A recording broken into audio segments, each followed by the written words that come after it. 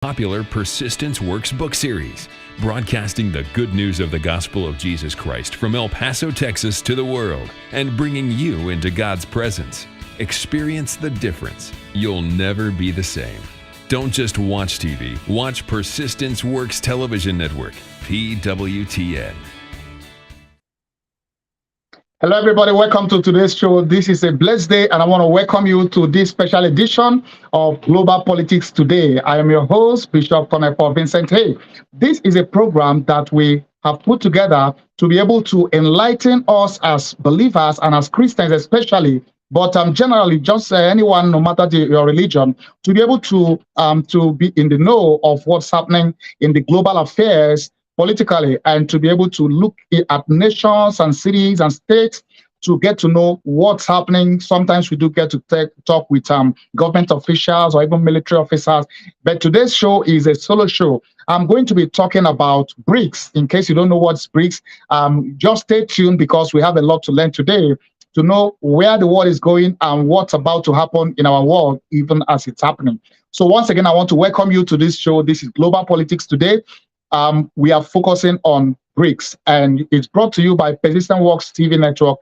We are streaming on 14 different platforms from our TV network, PWTN, Persistent Works TV Network. We are streaming on Roku, on Fire TV, on Apple TV. We are streaming on our two apps, our Android app, our iPhone app. We're also streaming on our website, persistentworks.tv, and we are streaming on all the leading social media platforms, YouTube, Facebook, our two Facebook pages, Twitter, LinkedIn, everything in between. So wherever you're watching us from, I welcome you today, and I want to thank God for your life because I know you're going to be blessed. Help me share this video, especially if you're watching on social media. Help me share it. Copy the link, share in your page, share in groups you belong to, because it's going to be an eye-opener to somebody.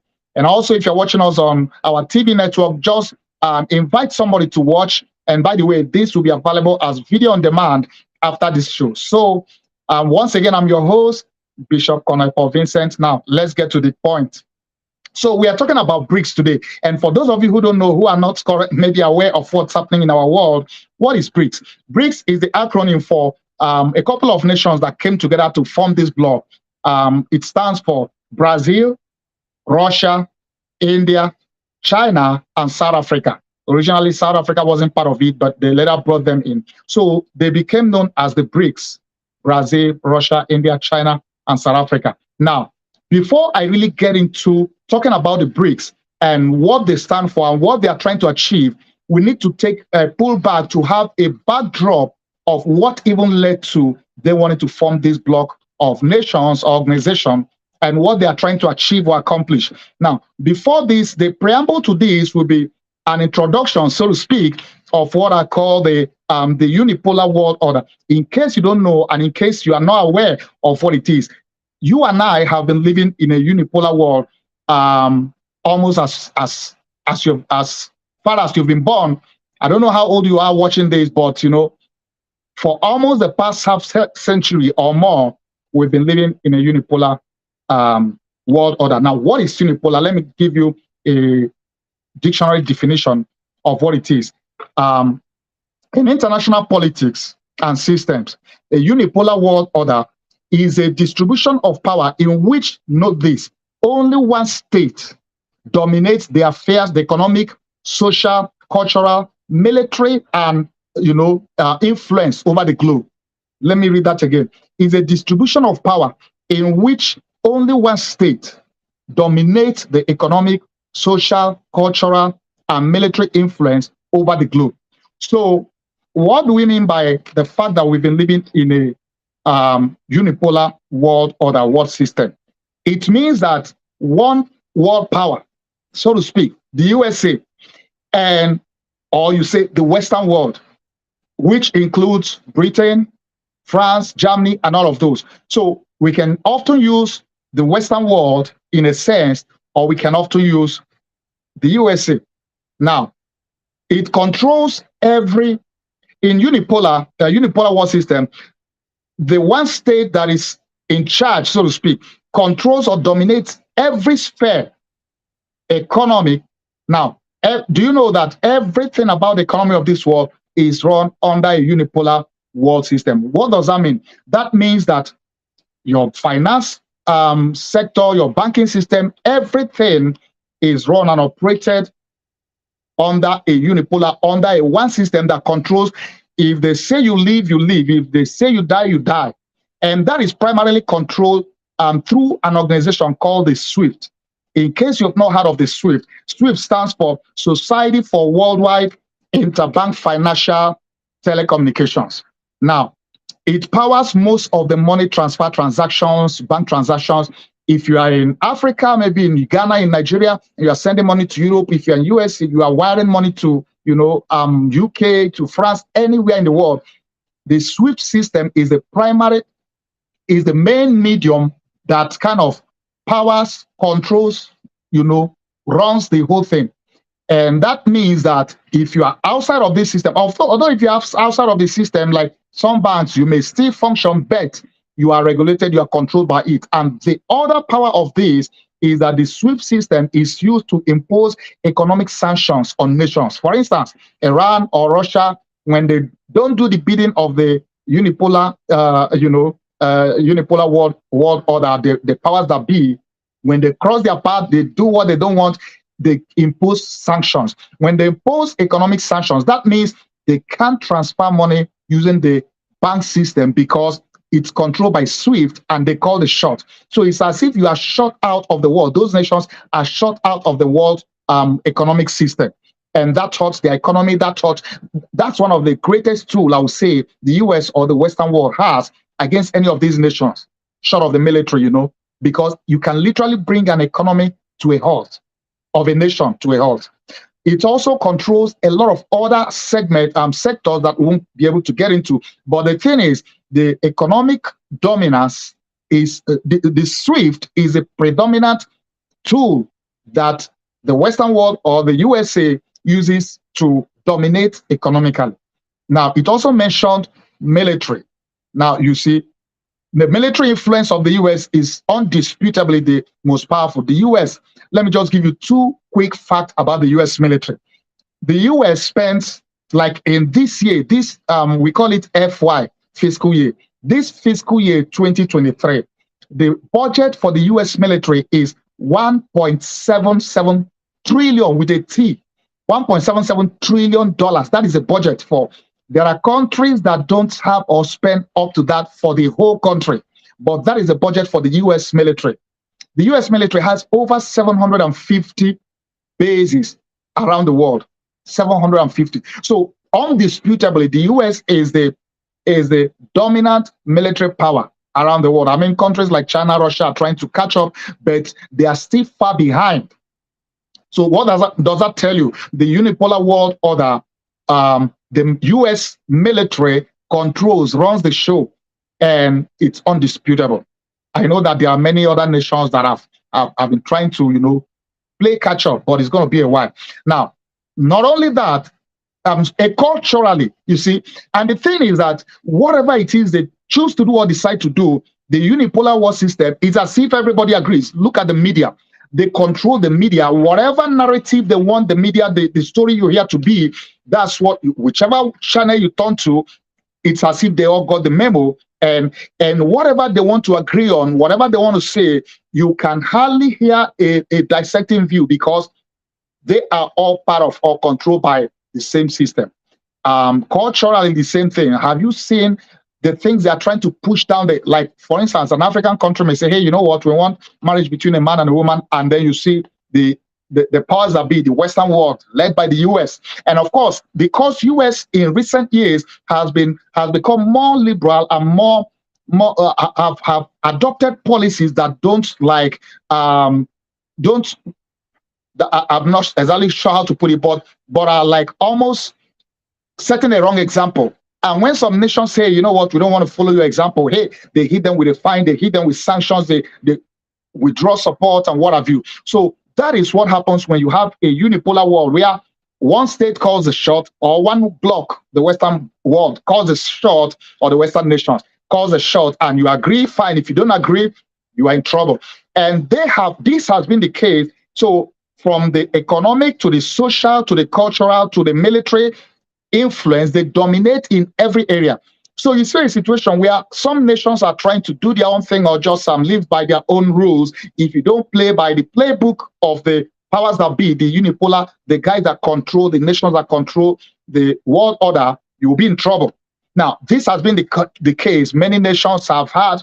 I mean, you can't really fight them, because you try to fight them, you have yourself to blame, because wherever you go. And another thing I should have mentioned, under the economic dominance, bodies like IMF, International Monetary Fund, the World Bank, they are all part of the tools they use to control, to impose sanctions, to control, to affect the economies of nations.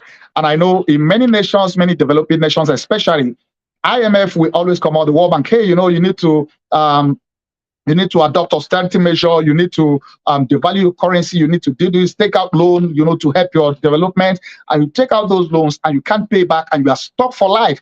And many countries, many African countries, many developing nations, they are paying the interest they are paying on the debt they owe to these organizations will take almost forever to pay, and servicing those debts affect how they run their country and what they are able to do with their resources. Now, that is a scheme, so to speak, of the unipolar world to keep many of these under check, under control. So what happens? At the end of the day, the economic, social, cultural, and military influence is dominated by one nation or one block of nations. So that is a summary of what it is to have a unipolar world, which we have been living in. Now, that brings me to the next point. Next thing I want to talk about. Now, as a result of this, a couple of these nations, which is China, Russia, India, Brazil, they all have, some have had, for instance, Russia have had, it has had its thing with the US for many years, with the West for many years. Now, the war happening in Ukraine has actually helped all of this. Because the Brics have started quite a couple of years ago, but in recent time, what's happened this August especially is what is making history to be made with this Brics. So let me give you a quick snapshot of what Brics has been or is all about. So I said that it represents, Brics stands for Brazil, Russia, India, China, and South Africa. Two of these nations, which is Russia and China, they are permanent members of the Security Council. When you are a permanent member of the UN Security Council, it means you have a voting right. You can veto now if they want to go fight a nation as a United Nations. The Security Council has to vote to say, hey, we're going to go fight this nation. If one nation that has a veto power votes and said no, UN can't do anything. I mean, the US can lead other allied forces, maybe Britain and France and all of those who will back them up to go and fight, but they can't go as United Nations, because once the Security Council votes, once a permanent member vetoes any of those kind of moves, that's the end. So these two guys are part of these two nations. They are part of these Brics. And what are they trying to achieve? Now, they had a conference just this past few weeks, last week, I think 24 to 26 or so of August. And in this, they now expanded their membership. They invited 6 other nations, namely Saudi Arabia, Argentina, UAE, which is United Arab Emirates, Egypt, Iran, and Ethiopia. They invited them to, come join them, be part of them, and those ones are now part of them, effective 1st January 2024. So there are 23 other nations that have applied, that are, a lot of nations are queuing up to be able to join, to be part of it. What are they doing? They are trying to provide an alternative to the unit. So in other words, we are trying to get into a multipolar world order. So they are not satisfied with the unipolar world order, whereby a country, US or the Western world, a block of countries, run the show, calls the show, tells them what to do, what not to do, and when they try to do their own thing, it won't work. Now, they are trying to create a multipolar world order. Now, a simple definition of this, once again, multipolar world order is a distribution of power in which more than 2 states have similar amount of power, economic, military, culturally, what have you. So more than 2 states now. So it's not just going to be the US, not just going to be the Western world, the Western powers. These are now block of nations that are now providing an alternative and trying to create a multipolar world order. Now, it's interesting now, it gets interesting because by reason of the 6 additional members they have, let me give you a breakdown of this. They now have 37% of the global economy.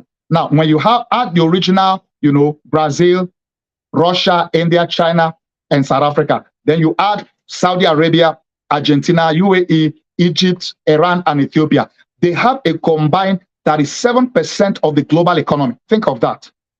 They also have 46% of the world population. That means almost half of the world population is under their belt. And they control, listen to this, they control 80% of the world oil production. That means that when you talk of oil, I mean, they even beat OPEC to it. 80% of the world oil production falls within these nations. And let me give you a quick breakdown. I'm going to play you a video before I continue this discussion. I'm going to play a video that gives more insight and talks about this, in a couple of ways, and then I'll come back to this. But before then, let me give a quick summary of the GDP of these nations, the BRICS members, the old and the new members, their GDP, because that tells you that, I mean, their GDP is 30 times more than US GDP or the West GDP combined. China has a GDP of 19.37 trillion with a T, trillion dollars. India has a GDP of $3.74 trillion. Brazil has a GDP of $2.08 trillion. Russia has a GDP of $2.06 trillion with a T, mind you. South Africa has a GDP of 339 billion with a B dollars. Mind you, these are all in US dollars. Now, for the new members that have joined, the 6 new members, Saudi Arabia has a GDP of $1.06 trillion. And we all know that they are the most powerful oil country in the world. Argentina has a GDP of $641 billion with a B, billion dollars. UAE has a GDP of 499 billion, almost $500 billion. Egypt has a GDP of $387 billion. Iran has a GDP of $367 billion, and Ethiopia has a GDP of $156 billion. Now, all of these put together, they control 37% of the global economy. That's not a joke. So, as we get more into this, to have more discussion, to throw more light for you to get to understand what's happening, and a guy put together actually 15 ways in which BRICS is going to change the world as we know it. So I want you to watch this, and I'm going to come back to talk more about the different dynamics of what this amount to, what's going to be, and also how they are planning to dump the US dollars. Because, the dollarization of the economy, or world economy, means that especially oil, is traded in US dollars. So that means that you are trying to buy oil, even though you produce it, you use US dollar. That has been something that has been there for ages now. And that's one of the ways by which US exercises its dominance, its influence, economic influence around the world. But the BRICS is planning to dump that because, it's as if they are saying, hey, we've had it. We're going to use some other alternative. And only God knows how this is going to impact the US economy. Now, how this plays out in world economy, how it plays out in end time prophecies, how it works out, either things go as planned or things doesn't work out as planned eventually, whether they all coexist or some members is going to say, I think we are pulling out. All remains to be seen. So I'm not trying to give any kind of prophecy or prediction about what. No, I'm just giving us a layout of what's happening so that we as Christians get to know what's happening in our world. It keeps you informed. Even as a minister, it keeps you informed. So you know what's happening. Even when you want to pray, you know how to pray, and you are also in the know of how this adds up, even as we begin to look at the end times and the second coming of Christ. So watch this video, and I'll be back. You are watching Persistence Works Television Network, PWTN.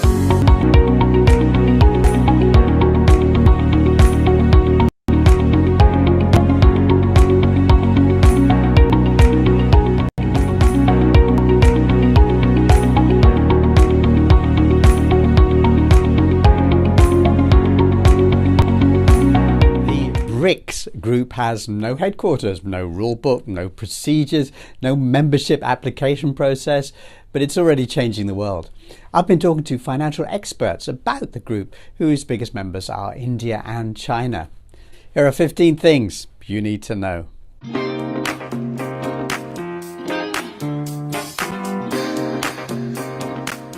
Number 1, for the first time, the US is set to lose its rich guy advantage over the rest of the world, as an expanded BRICS would immediately have a GDP 30% larger than the United States and a much faster rate of growth. Number 2, for the first time, America's oil advantages will be lost, as an expanded BRICS would control 60% of global oil reserves. Number 3, for the first time, a single cooperative group of people will control the majority of critical minerals that the world now needs. Now, America has ordered its businesses and those of certain nations to stop selling high-end chips that China needs for general development, not military development, but general development, as US scholars have confirmed. America's not playing a nice game there. BRICS could play America's game, but with critical minerals instead.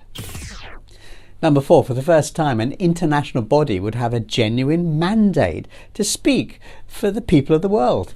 The 5 core members of BRICS already contain more than 40% of humanity, and there's a huge queue of countries lining up to join, including Indonesia, another one of the world's biggest countries by population. In comparison, the US has elected itself the world's policeman, with just 4% of the global population. And in a related point, NATO has suggested itself as a global security body, but all the NATO countries put together have only about 13% of the world's population. BRICS is already, before its new members join, 3 times the size of NATO.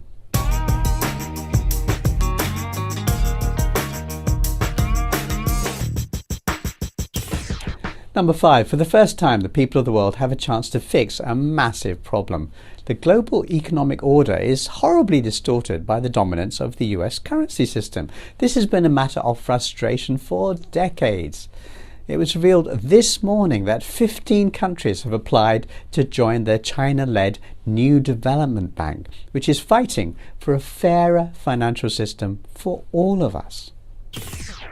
Number 6, for the first time, a non-Western grouping dominated by Asia has prospective applicants who are rich, such as Saudi Arabia, United Arab Emirates, and sizable in population and economic terms, such as Indonesia, Nigeria, Mexico. This makes the BRICS big enough to make a difference in global policies and in influence and in UN voting. Number 7, for the first time, there's a chance to replace US groups which present themselves as international organizations, such as the World Bank and the IMF. You can replace them with actual international organizations, ones which genuinely serve the people of the world. The US and the UK recently blocked an international proposal to reform the global financial system, insisting that US-run bodies, the World Bank and the IMF, retain their power. Number 8, for the first time, there's a chance for the world to develop an alternative to SWIFT, the West's money transfer system, and replace it with a genuinely free and politically independent global bank transfer system that works for the people of the planet. Number 9, for the first time, there's an opportunity for poorer countries to stand together against the West's unfair and rather gratuitous deployment of unilateral sanctions and secondary sanctions. Now, these cause enormous harm to the innocent and have done for many, many decades. Number 10, for the first time, there'll be a body big enough to halt illegitimate actions favoured by certain Western countries, such as the seizing of other nations' assets, the freezing of other nations' bank accounts, the snatching of other nations' oil, and so on. Number 11, for the first time, discussion of the healthy growth of countries and the international economy will be free of the distorting Western lens. What is clear is there is a multiplicity of discussions on development and investment issues, and these conversations no longer all flow through a Western lens. That's what Sir Danny Alexander, a former British government minister, told the Financial Times this week. Number 12. For the first time, there will be a body big enough to point out that the imaginary rules-based order is the exact geopolitical equivalent of the emperor's new clothes. That much-quoted list of rules doesn't actually exist. The people who keep using it as a verbal weapon, no, it doesn't exist. The people attacked by it, no, it doesn't exist. But who's there on the global stage who is big enough to say that? Now, finally, there'll be a body big enough to call out the US, which is far and away the worst behaved of all the superpowers. The US has refused to sign and or ratify at least 40 international agreements. Yep, I said 40, not 14, 40. And to sum up what I'm saying, consider this. For the first time, there'll be a body big enough to say no. No to a world where humanity's hopes for global peace are jettisoned, because peace is not the preferred choice of the military-industrial complex. No to the promotion of a system of governance where leaders insist it's right to spend more on guns and the military than you spend on healthcare. No to a world where people cynically weaponize concepts like human rights and democracy and freedom to demonize developing nations. And above all, no to a world where one country has to be first, has to be exceptional, has to be number one, has to be ahead of all other countries, just because that country says so. We must be number one in the world to lead the world in the 21st century. It's a simple proposition. That's just wrong, and we all know it's wrong.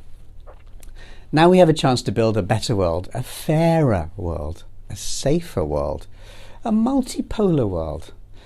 And that's why Brics meetings are so important, my friends, because those are the moments when everything changes. Saudi Arabia, the oil-rich Middle Eastern nation, has officially submitted its application to join the Brics alliance, according to a report by Bloomberg. This move signifies Saudi Arabia's intent to challenge the supremacy of the US dollar as the global reserve currency. Anil Suklal, the South African Brics ambassador, has confirmed that 4 other Middle Eastern countries, namely the United Arab Emirates, Bahrain, Egypt, and Algeria, have also expressed their interest in joining the bloc. These countries, known for their significant oil exports to the Western world, currently settle their transactions in US dollars. Discussions are underway regarding Saudi Arabia's potential funding of the Brics Bank, also known as the New Development Bank. If the Brics alliance accepts Saudi Arabia's financial contribution, it could mark the beginning of a new era of financial dominance, as the oil-rich nation would provide a constant cash flow to the bloc. Consequently, the US dollar's position as the global reserve currency would face a formidable challenge. Our country's going to hell, and we're not going to be the big bar. We have power, but it's waning. In fact, it's waning in terms of our currency. And I'm not just talking about the value of our currency. I'm talking about our currency being used throughout the world. You want it to remain. You want the dollar to remain the world's reserve currency. Well, I think it's bigger than losing any war. I think if it doesn't, look, we are already reverting to third world status in many ways. You look at our airports, you look at our terminals, you look at our filthy roads and broken roads and everything else. We're like a third world country. We have something that's very powerful, and that's our dollar all over. But you take a look at what's happening to it now with other countries not using it. And you know China wants to replace it with the yuan. And it was unthinkable with us. Unthinkable. Would never have happened. Now people are thinking about it. That could happen.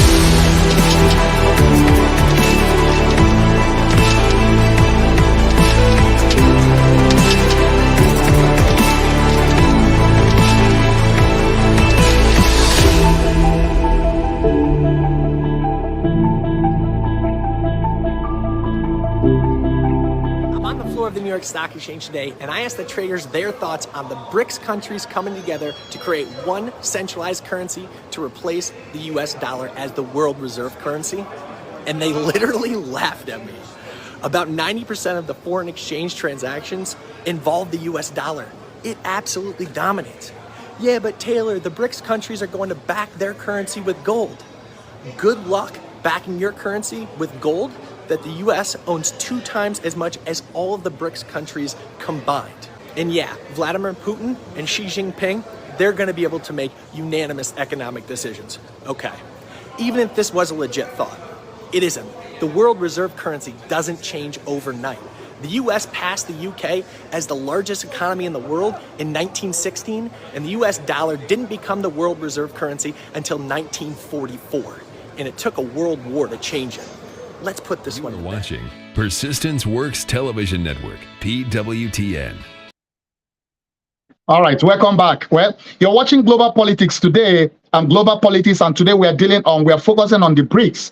Now, this is a show, a TV program that we bring to you on Persistent Works TV network, where we look at different nations of the world, and we look at different cities of states, focusing on one nation or one state at a time to know what's going on in those nations and their policies and how that impacts our world, or even its role even in end times. Now, today we are dealing with the BRICS, and if you watch that video, those video clips, you will agree with me. There are different dimensions to this whole thing. Now, while I'm not really kind of like agreeing with everything that the guy that listed 15 ways it will change the world. Now, we don't even know how this will turn out, if it will be a success to exactly do what they plan to do, or if it would be just one of those ambitious goals and dreams that strange bedmates will never even be able to get together. Only God knows all those details, but there are things I want to bring to your attention. I want to address as a result of this video, and as we continue this discussion. Number one is the dollarization of the economy, world economy. US doesn't joke with the fact that the world trades in US dollars. And you can hear President Trump right there in that interview pointing it out. You can also hear Joe Biden talking about the fact that US has to be number one. I mean, America doesn't joke with, doesn't apologize for that. And I'm not here to say that's right or wrong. Being an American myself and the US military, and I thank God for the US military, for the US as a nation. I thank God for all that God has used them to accomplish over the years. Of course, there are many things that they have done as a nation that has not been exactly good or perfect. But you see, there are many areas in which US have helped to really stabilize and make the world to be a more peaceful place. And you may disagree with that. And there are many areas, of course, where we know that they've also caused more trouble.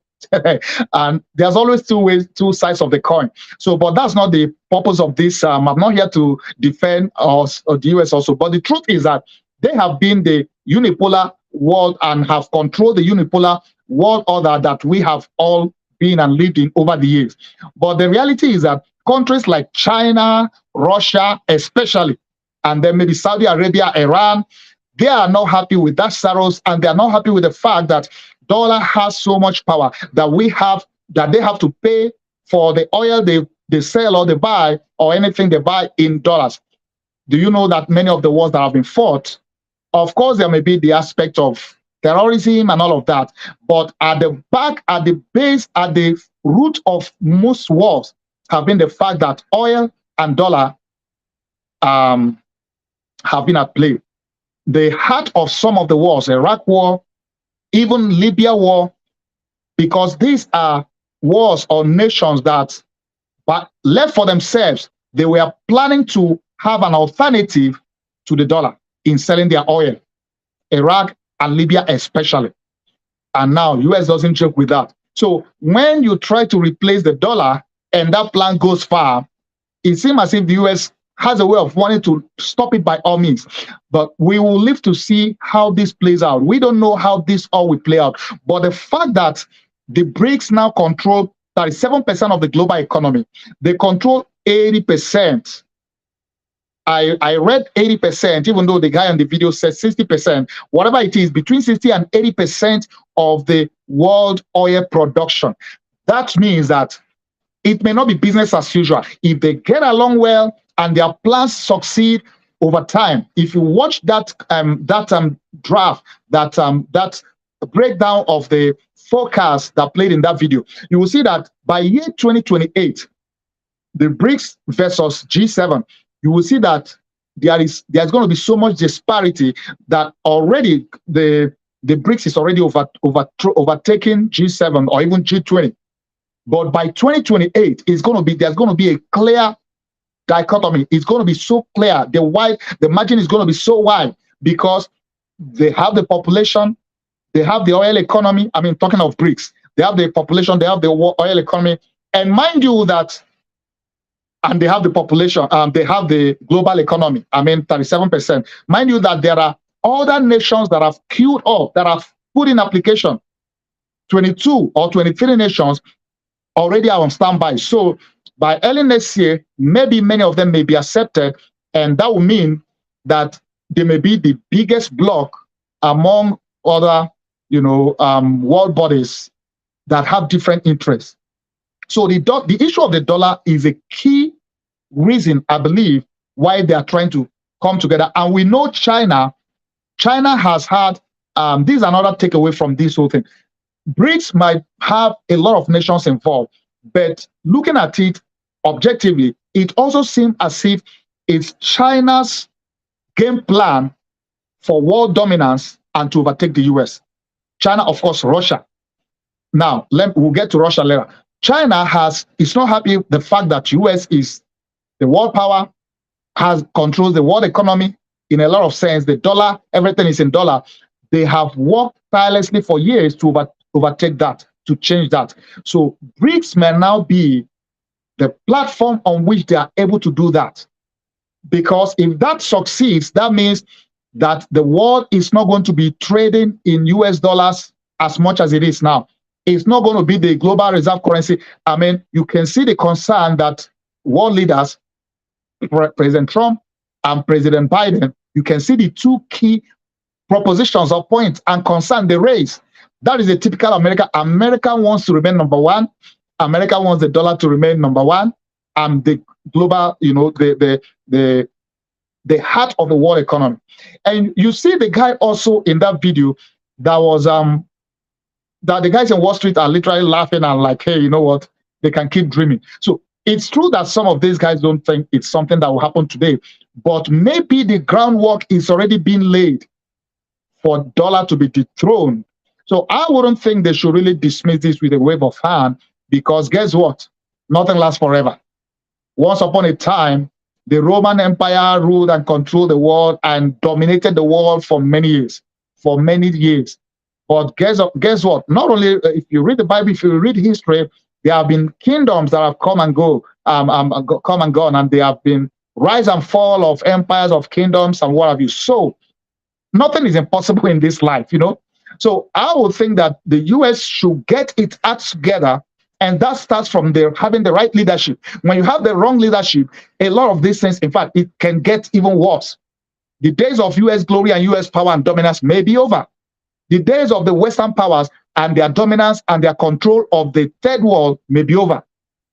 BRICS seem to be providing an alternative for that to happen. So China's desire for world dominance and to be able to overtake the US seem to have found an expression through the BRICS. We will need to see to know if this will work out as planned, but we never know. Now, the other aspect about this is the Ukraine war and Russia.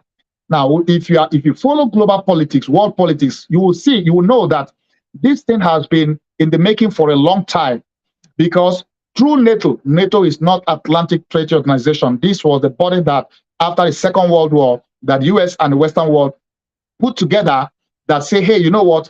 We'll kind of be like a police to checkmate any dictator or any nation that wants to, be a pain in the neck in our world. And US, I would say, is NATO. US funds it militarily, financially, and all that. Most of the European nations that are part of NATO, they don't really do much, which was why when President Trump was in office, he pushed them, he pressured them to step up to do more, contribute more resources, more, military-wise, because most of the European nations don't pay attention to their military, they don't pay attention to all of that. So US, I would say, has been the backbone of NATO. So when Russia under Putin sees NATO encroaching near its territory, now it's not comfortable. Russia is not comfortable having NATO, which by extension US, to be at its backyard. And I think where they missed it over the years in the foreign policy of the US and NATO and most of Europe, they will have really had a situation where they are able to look at, pay attention to Russia's concern, but they didn't. And in trying to have a NATO base, which is by extension a US military base in Poland, in Ukraine, I mean, it's like they are coming closer home. They are getting to their backyard, and Russia don't trust these guys. Russia feels like it's been threatened, and it's war with Ukraine. It's all about control and dominance, because they feel if NATO comes, or NATO or US comes under its nose, its own survival is at risk. Now, all of this led to the war in Ukraine. While there are other political issues involved on that tune, but this is the heart of it. Russia doesn't want NATO, US in its backyard, and US and Russia wants to be in his backyard, so as to checkmate them more. And so if anything happens, they are able to take them out. This has been the bone of contention.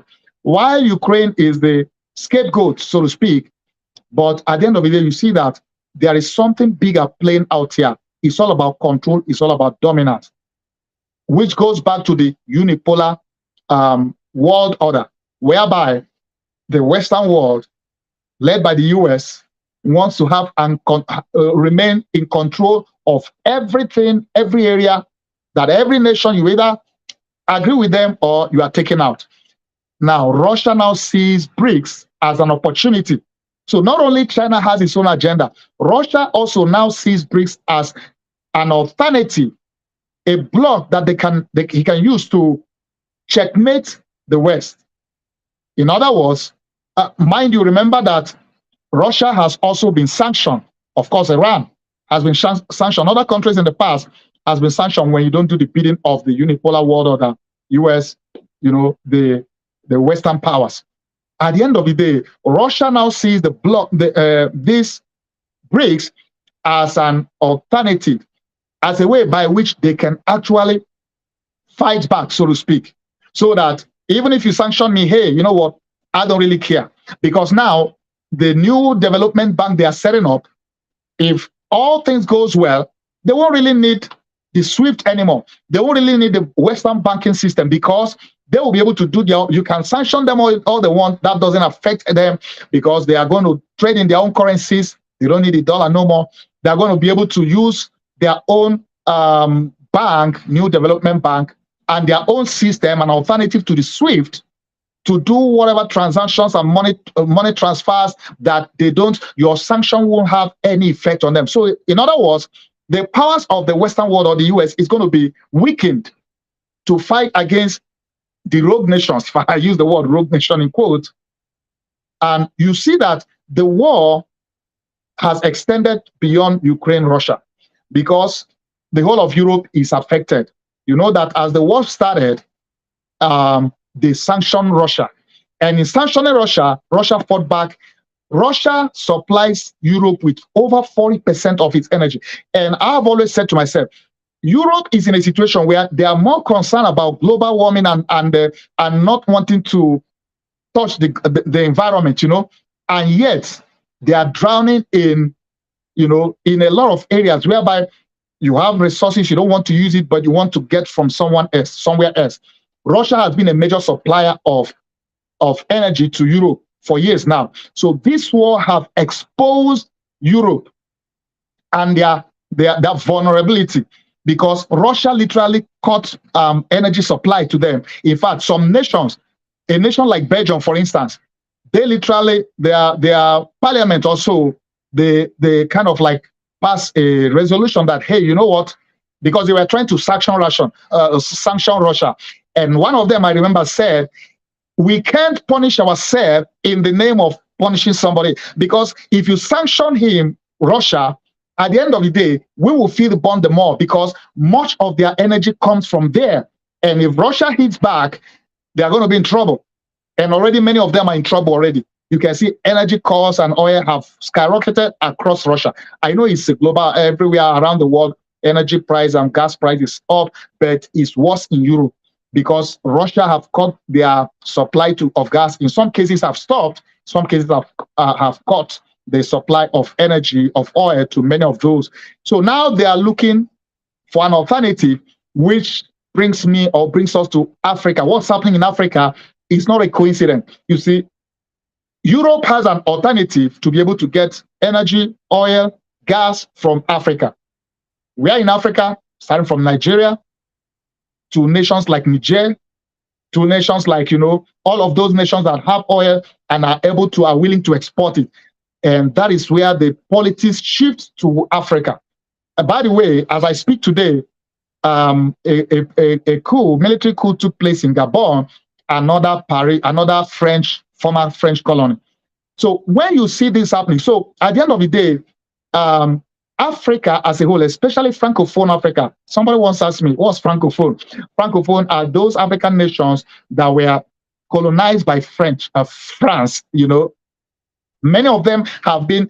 I did in our last global politics, we focused on Niger, and by extension, we did a video actually, and did have a discussion about how France have continued to colonize. There is this part on continuation of colonization of these former African colonies. So many of these guys, they have resources, yet they are in poverty and they are not enjoying their resources, and France is milking them. They even use the France's own currency. And France takes out $500 billion every year out of Africa. That's not right. That's injustice. That's wrong. So most of them have started waking up and are taking their own destinies, their own country back. Guinea, Mali, Burkina Faso, Niger, of course now Gabon. And I don't think that's the end. Many of them are going to go the same way because when the military sees that there is so much, it's like you are just puppet to the French government and they are making the people. And even if you are a slave, someday you have to. I remember one of my books is titled "It's Time to Rebel."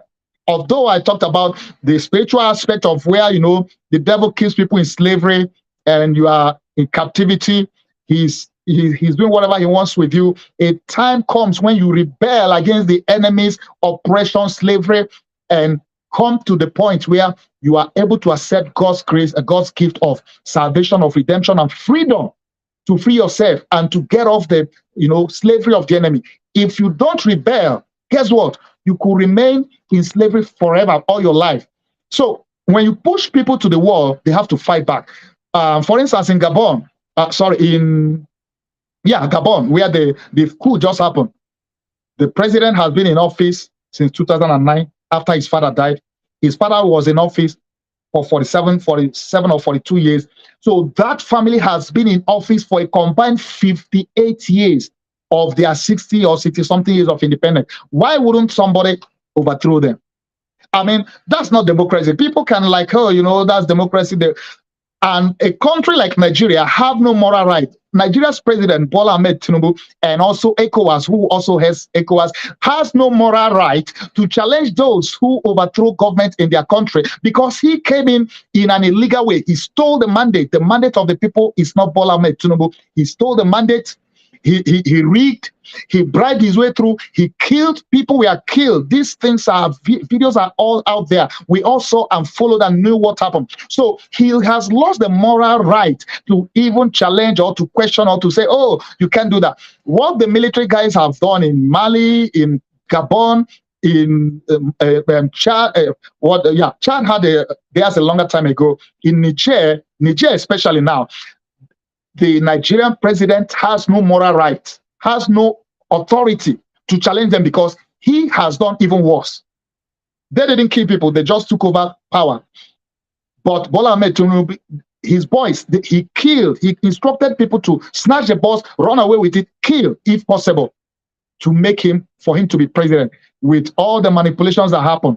We are hoping that the the Presidential Election Tribunal will do justice.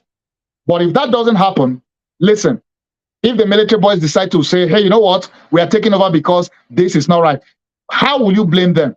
Because that was exactly what happened in Gabon. The military boys have watched how the election was rigged and everything, stolen, and he was declared winner. I think maybe they changed the constitution also for him to run as for a third term, and their tenure lasts either 5 or 7 years. So is that what you call democracy? When you manipulate, you steal, you rob, just in the name of having? No, I don't think that's the brand of democracy that Africa needs. And I don't think that anybody that got his power illegally, illegitimately, has any moral right to even lecture anybody about rule of law. So as we begin to round up, I just want to say that all of this playing out with Brics, we have no way of knowing how it will end. But we just, you can look at antecedent things that has happened in history, and you can make conclusions, you can make assumptions, but only God knows the future and what's going to happen. But you see, in all of this, the bigger picture is this: the coming of Christ is at hand. And while we draw closer, Jesus already has given us a snapshot of what's going to happen. He says, nation will arise against nation. There will be wars and rumors of war. We can't pray these things away. There will be earthquake. All of these things, as they happen, even if we pray for world peace and pray to the kingdom come, the words of Jesus must come to pass. We can't pray it away. That is why we pray and hope for world peace, we can expect that war and rumors of war will keep happening as the coming of Christ draws closer. Nations will rise against nation. These are part of what the Bible says will happen. We can't wish it away. We can't pray it away. So all of this, why Brics try to provide an alternative to the unipolar world order. Now, in this multipolar world, we don't know how this will work out.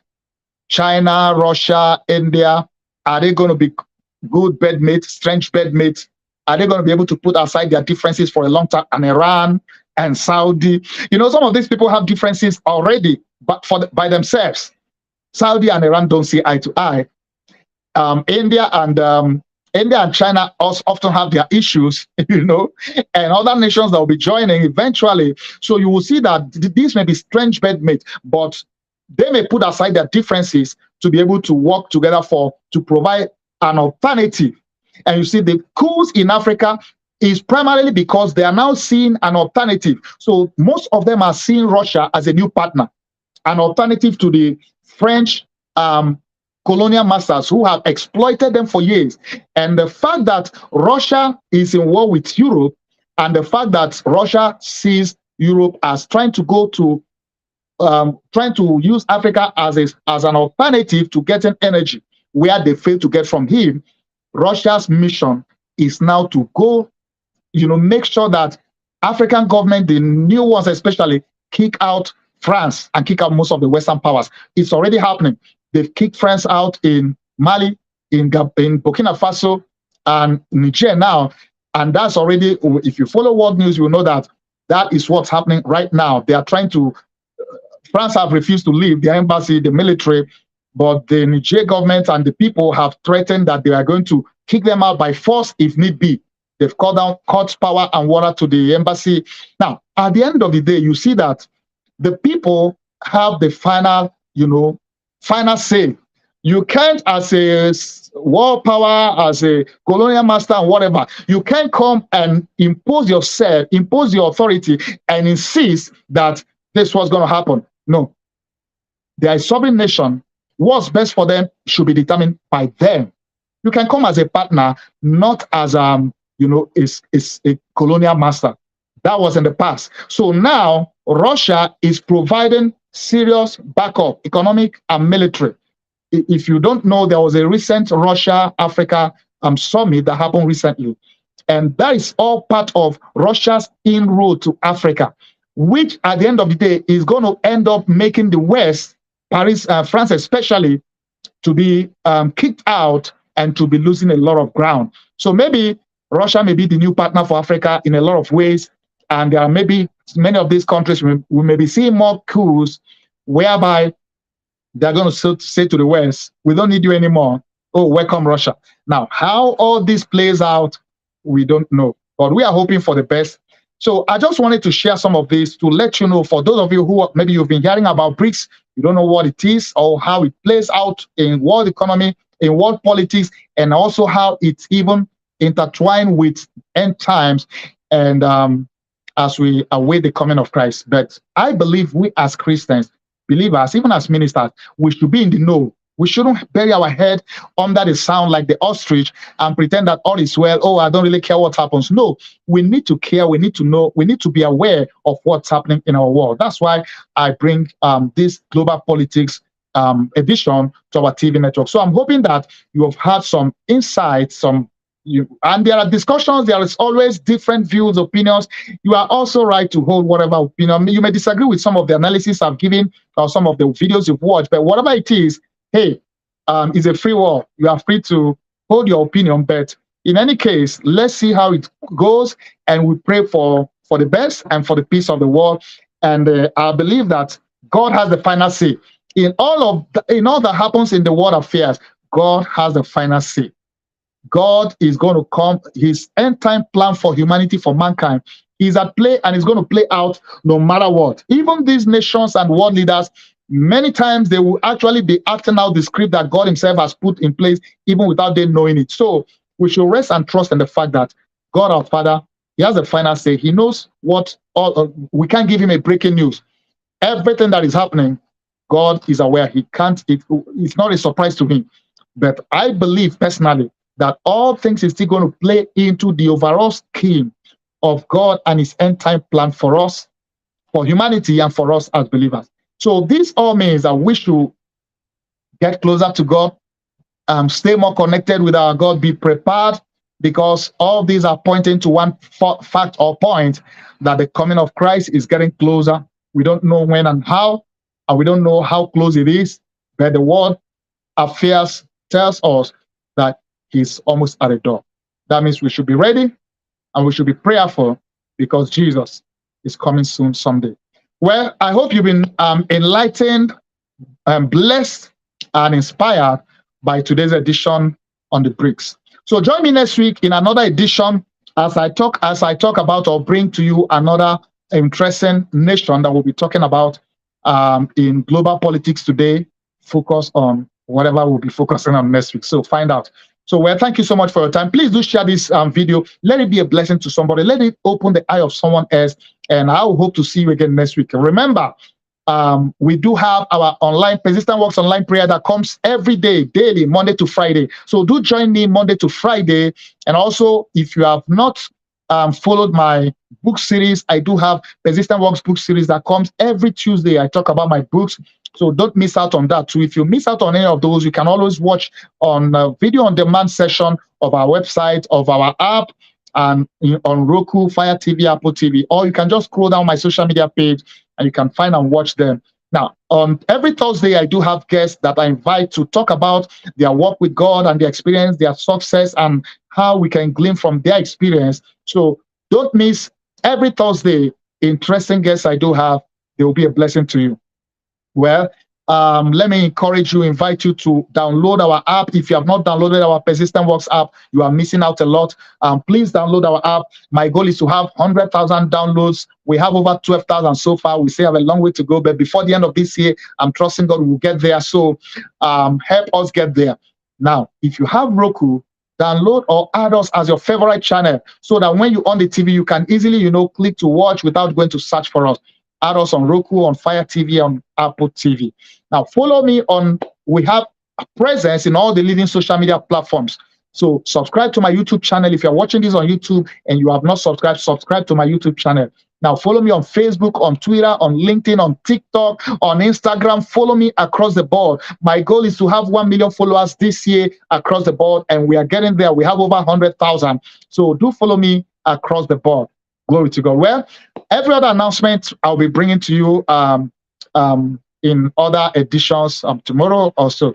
So for now, I want to thank you for your time, and I hope you've been blessed by this edition of Global Politics Focus on the BRICS. So let's keep praying for our world and for our nations and for the body of Christ. And we trust that it's going to end in praise. And God has a final say. Don't let this give you high blood pressure or sleepless night. Trust God. God has a final say. He has the future is in his hands. He says in Jeremiah 29:19, I know the plans I have for you, plans of good, not of evil, to give you a hope and a future. So trust your future into the hands of God, and you will be just fine. So once again, I want to thank you for your time. Remember, persistence works. I'm your host, Bishop Connect for Vincent, and you'll be watching Global Politics focused on Brics on Persistent Works TV network. Thank you so much. God bless you. Remember, persistence works. Amen.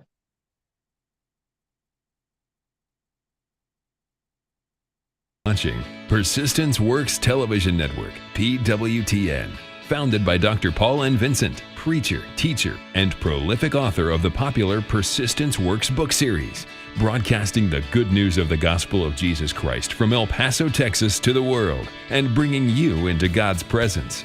Experience the difference. You'll never be the same. Don't just watch TV, watch Persistence Works Television